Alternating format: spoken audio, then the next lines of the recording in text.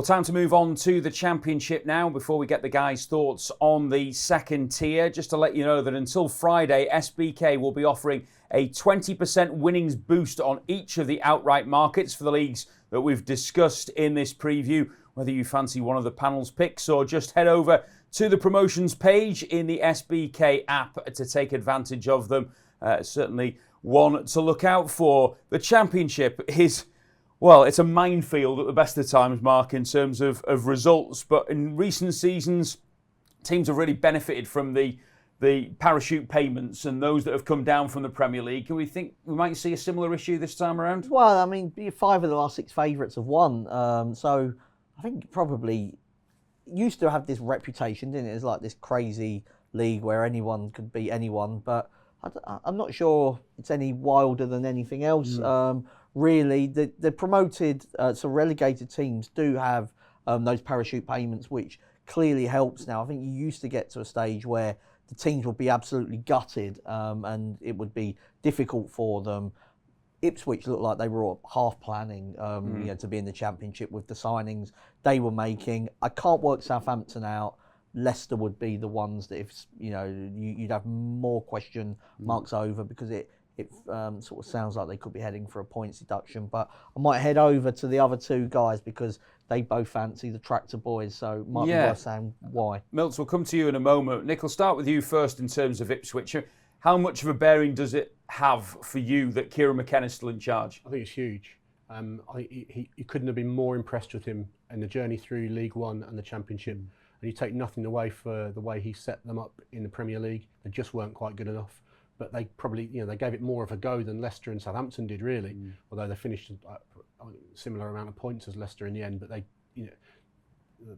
you fancied them in certain games last year, and they showed up and put a decent performance in every now and again. Like Mark said, they've signed players going into last season that they knew may well stick around, because the players that Southampton and Leicester have to lose consider themselves Premier League players. Jack Clark smashed up the Championship. Sammy Smodick's top scorer in the Championship. O'Shea. These are players who have proven it at Championship level, probably aren't going to be quite wanted by Premier League clubs right now, and are there with a manager who's done this once before.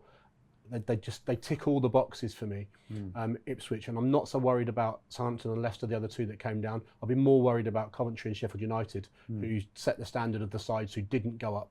Sheffield United have signed the loan player Louis Barry from Villa, who was so good at Stockport last year that I expect him to be good in the Championship. So Sheffield United will be there or thereabouts again, and Coventry are very solid and very stable, so they'll be challenging, but I can't have anyone above Ipswich.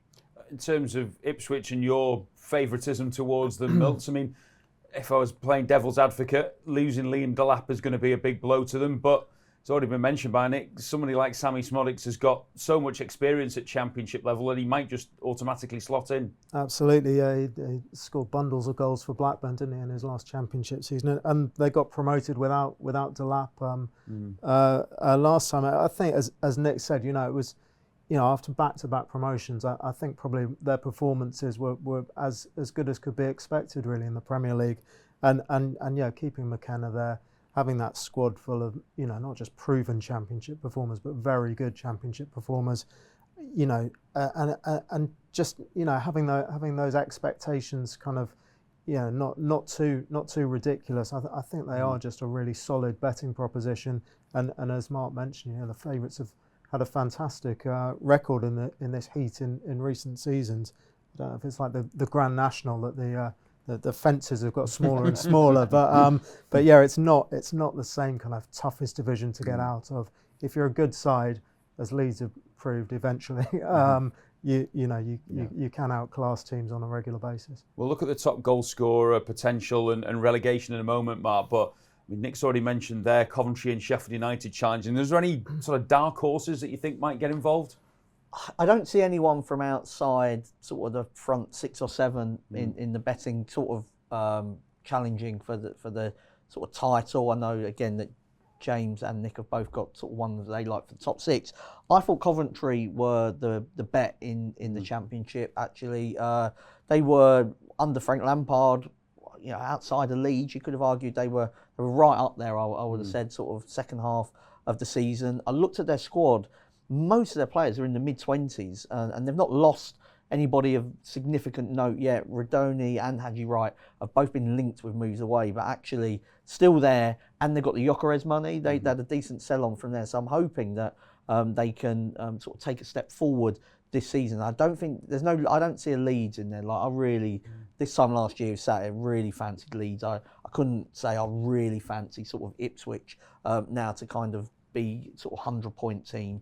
So I think if Coventry can play where they did last season, that gives them a strong shout, I would say, at least of promotion. And I do prefer kind of playing win and promotion, because you sometimes do get a team that just romps away with it. So Coventry would be the one for me. Milks was talking there about the Grand National, maybe Coventry, the housewife's choice under Frank Lampard. Ipswich, obviously your fancy, Nick. Is there anybody else that catches your eye in terms of value here? Yeah, I think there could be a shuffling of the mid-pack this season, and teams who have traditionally expected to be minimum top 6, who may now have run out of parachute payments, in Norwiches and West Broms, teams like that, it's going to be harder for them, and teams like Middlesbrough, Bristol City, who have been up there recently, question marks over them. So can there be teams that come out of the lower mid-pack to challenge for playoffs now? And there's a few, like Watford, Derby, who that applied to potentially, but the one I've fallen on actually is Portsmouth, who I think probably the most stable as a club. They've been for about 20 years now. Really like the manager.